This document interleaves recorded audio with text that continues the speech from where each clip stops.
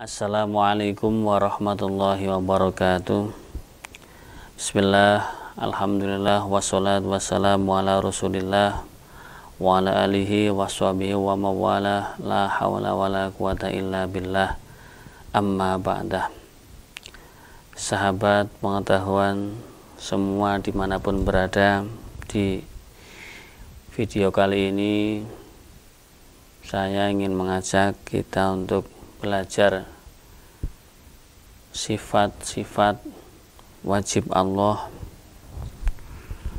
yang ada 20.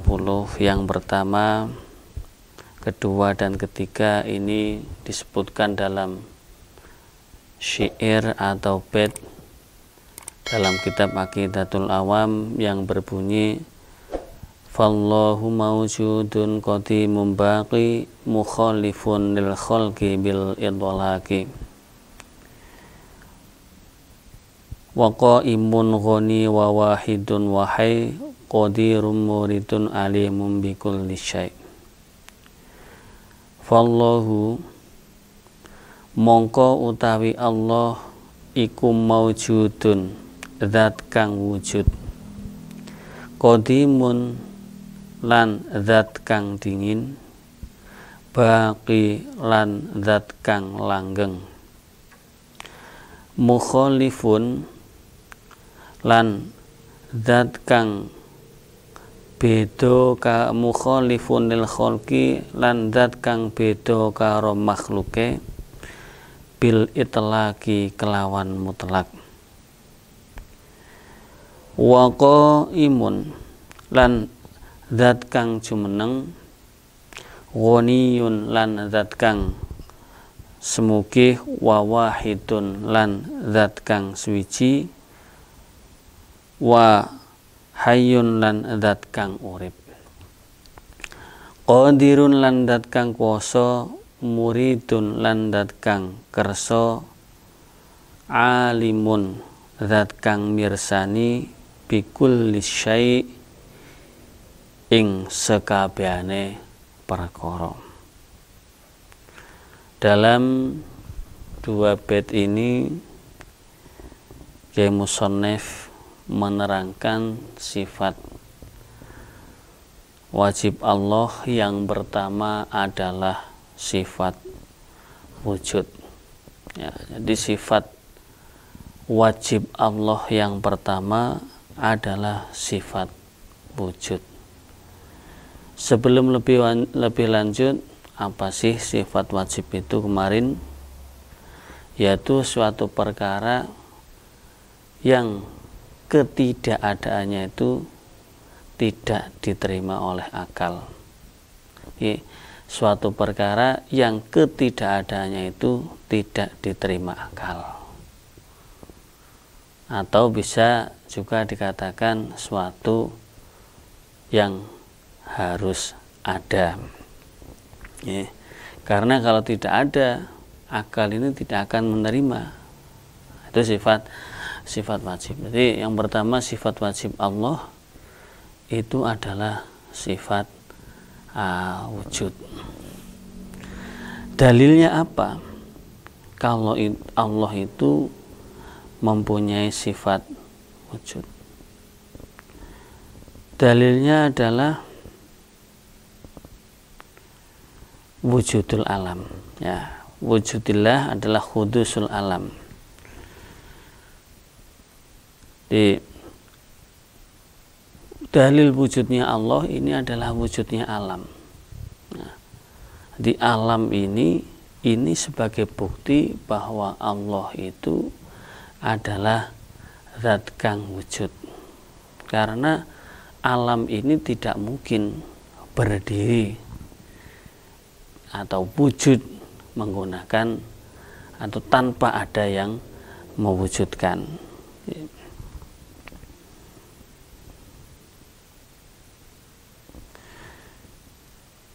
Di watarkibud dalil, susunan dalilnya bagaimana? Bahwasanya alam ini hadis, setiap yang hadis ini perlu muhdis. Setiap perkara yang baru ini pasti membutuhkan yang membuat atau yang memperbaharui. Ini suatu yang baru datang, ini pasti ada yang membuat, ya. Ini akan menjadikan sebuah kesimpulan bahwasanya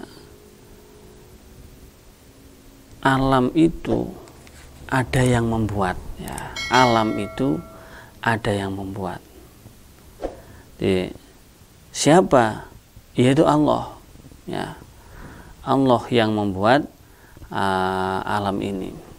Karena sebelum alam itu wujud, ini mungkin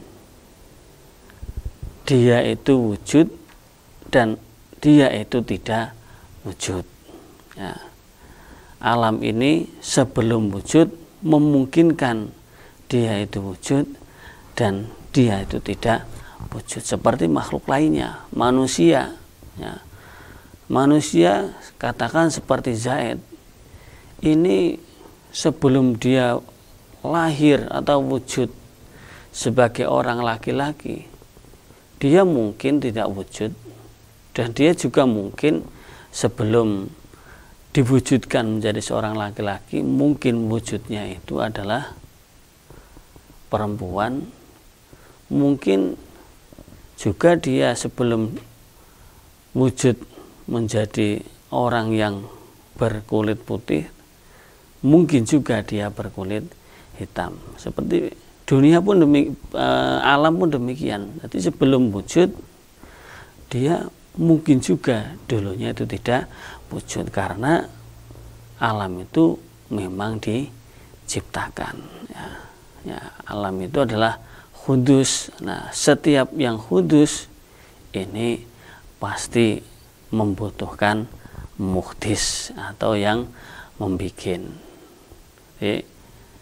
Nah, wujudnya Allah itu tidak sama dengan wujudnya makhluk, dimana kalau makhluk itu kan tersusun, ya, seperti manusia itu ada tangan, ada kaki, ada mulut, ya. Kalau Allah itu tidak, ya. Jadi wujudnya itu tidak sama dengan makhluk.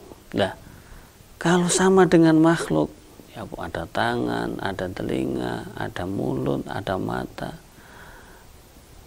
dan lain sebagainya, dan bahkan membutuhkan tempat, itu ya berarti sama dengan makhluk, kan? Sama dengan makhluk. Lah kalau makhluk itu kan berarti perlu kholik, berarti Allah itu, ketika Allah itu sama dengan makhluk, berarti Allah itu membutuhkan yang membuat atau yang menciptakan Allah. Ini nanti akan terjadi tasalsul atau rantai-rantai yang tidak ada habisnya, seperti mana yang lebih dulu antara ayam dan telur. Telur itu keluar dari ayam. Ayam itu juga keluar dari telur. Ini kan nggak ada habisnya. Ketika Allah itu diciptakan, ya, Allah itu makhluk, berarti Allah itu butuh kholik, butuh yang menciptakan. Dan yang menciptakan itu siapa? Nanti ketika yang menciptakan itu perlu yang menciptakan lagi, siapa? Nggak akan ketemu.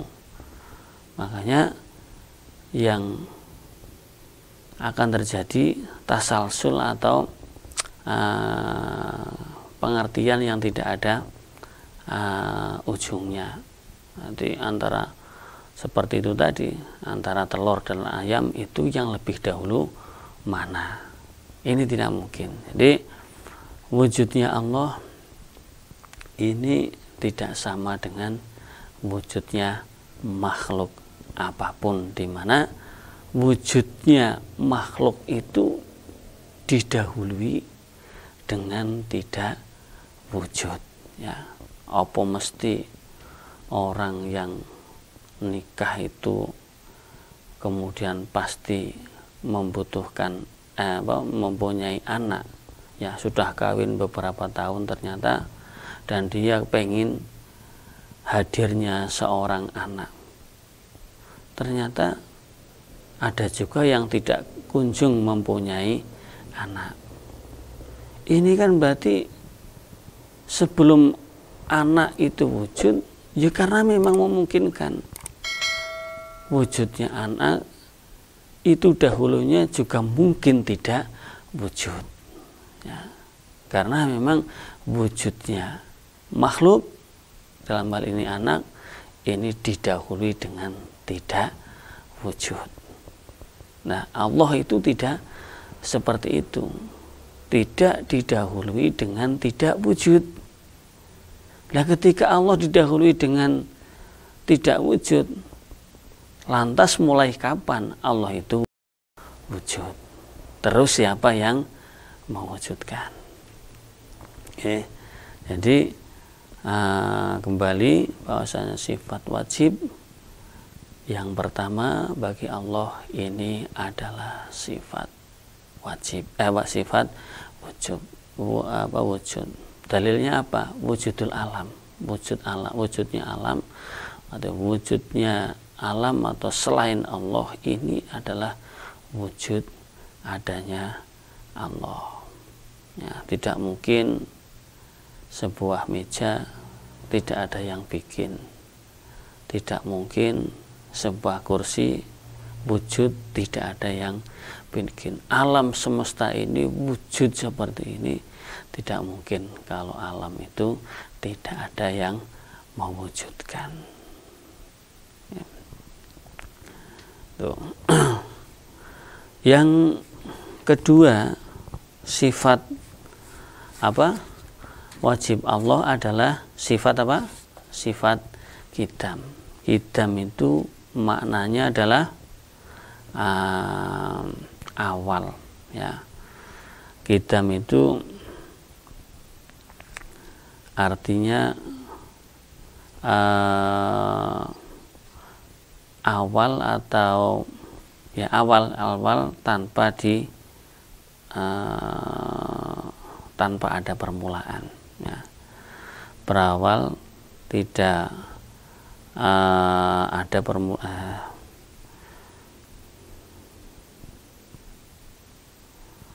Jadi sifat Allah yang kedua adalah sifat qadim, ya. Qadim itu maknanya apa?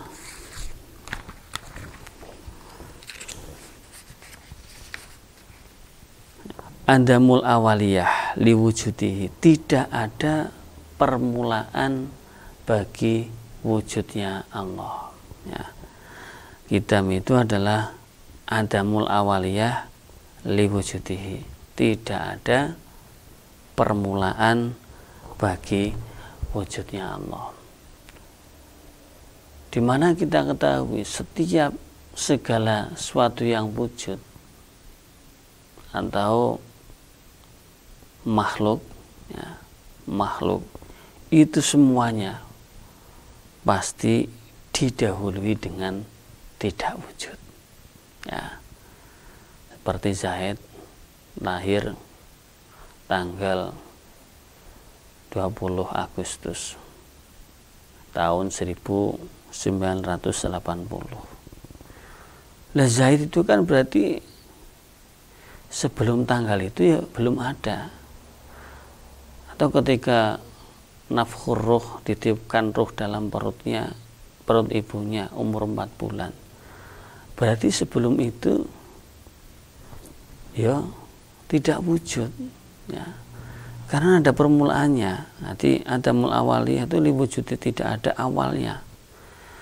Ya, awal bagi makhluk itu ya didahului dengan tidak ada. Ya. Berbeda dengan Allah, ya. Lam yalid walam yulad, ya. Allah itu tidak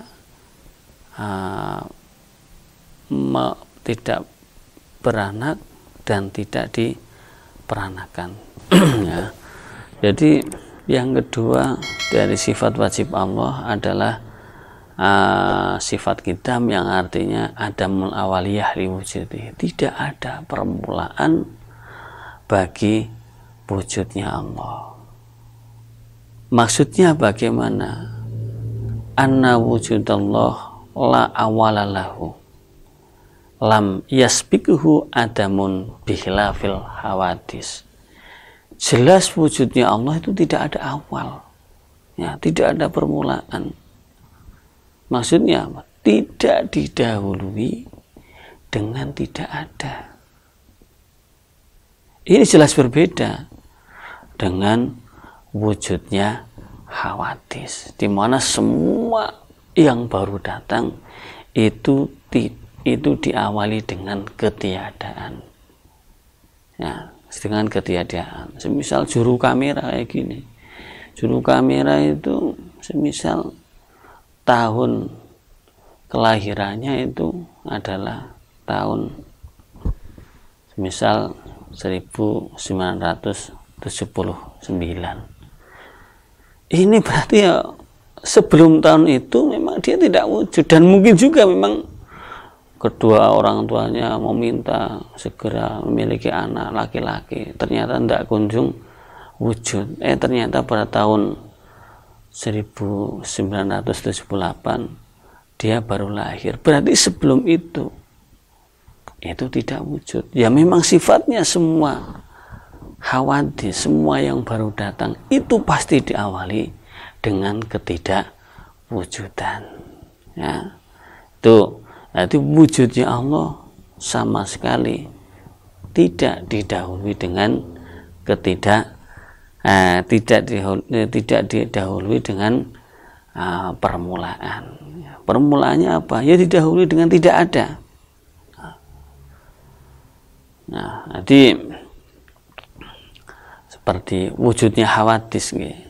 Hawadis itu seperti manusia sebelum menjadi wujud menjadi manusia, ini adalah berupa nutfah, ya. Berupa nutfah, berupa mani, proses, kemudian jadilah makhluk yang bernama manusia. Lah sekarang dalilnya apa? Kalau Allah itu mempunyai sifat qidam, dalilnya jelas. Annahu idza lam yakun qadiman lakana hadis. Lha nek Gusti Allah gak qadim, ya otomatis lah Allah itu hadis. Ketika Allah itu tidak awal, ya berarti Allah itu ya, hadis. Ketika Allah tidak qadim, ya, atau qidam, berarti ya Allah jelas hadis, baru datang. Ora enek istilah ketiga antara qadim dan hadis, nggak ada.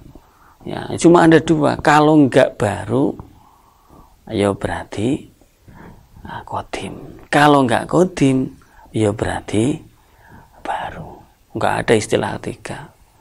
Ketika Allah sudah qadim, tanpa ada, Allah itu adalah wujud tanpa ada permulaan atau tidak ada awalnya seperti makhluk yang didahului dengan tidak ada, ya berarti Allah itu hadis, ya, baru datang. Nah, kita ketahui segala sesuatu yang hadis itu pasti tidak qadim. Karena setiap yang hadis pasti didahului apa? Didahului tidak ada. Didahului dengan permulaan. Permulaannya ini tidak ada. Nah, di semua hadis itu pasti tidak qadim. Lah ketika Allah tidak qadim kan berarti ya Allah hadis. Berarti Allah itu hadis. Jadi makanya ketika semua yang hadis itu tidak qadim, ini akan berarti semua yang hadis itu pasti khusus atau baru datang. Lalu Gusti Allah hadis, ya berarti perlu muhdis. Lek gampang Gusti Allah itu makhluk, ya jelas lah perlu ada yang menciptakan. Allah itu hadis berarti iftaqara, butuh pada muhdis, butuh pada yang menciptakan. Lah sing menciptakan Allah yaftakiru ila muhdis. Sing gawe Gusti Allah kuwi ya butuh nenggone sing gawe. Nggih. Dadi sing gawe Gusti Allah kuwi esih butuh sing gawe Gusti Allah. Lah ini kan ya tidak mungkin. Ini akan terjadi tasalsul, ya, sebuah rantai yang tidak ada ujungnya. Nanti tadabul asya wahidan ba'da wahidin. Nanti yaitu tadi seperti mana yang lebih dulu antara telur dan ayam. Satu orang, wah ayam itu keluar dari telur. Lah telur itu keluar dari silite pitik, dari ayam. Ini kan nggak ada, pokoknya tidak akan ketemu ujungnya. Ya, seandainya Allah itu hadis berarti butuh muhdis. Nah, si muhdis yang menciptakan Allah, ya berarti butuh yang menciptakan dirinya. Nah, ini kan tidak akan berkesudahan. Makanya di sini sifatnya Allah itu qadim. Tidak ada permulaan bagi wujudnya Allah. Oke, jadi pelajaran kita pada kesempatan kali ini kita coba untuk mengerti bersama-sama sifat wajib Allah. Yang pertama adalah sifat wujud, ya, buktinya adalah khudusul alam, wujudnya alam ini adalah sebagai bukti wujudnya Allah. Yang kedua adalah sifat kitam, yang artinya wujudnya Allah itu tidak diawali dengan tidak wujud, yang tentunya ini akan berbeda dengan makhluknya, di mana semua makhluk itu adalah diawali dengan tidak wujud. Demikian, mudah-mudahan apa yang kita pelajari pada kesempatan hari ini bisa bermanfaat di dunia dan di akhirat. Sekian, assalamualaikum warahmatullahi wabarakatuh.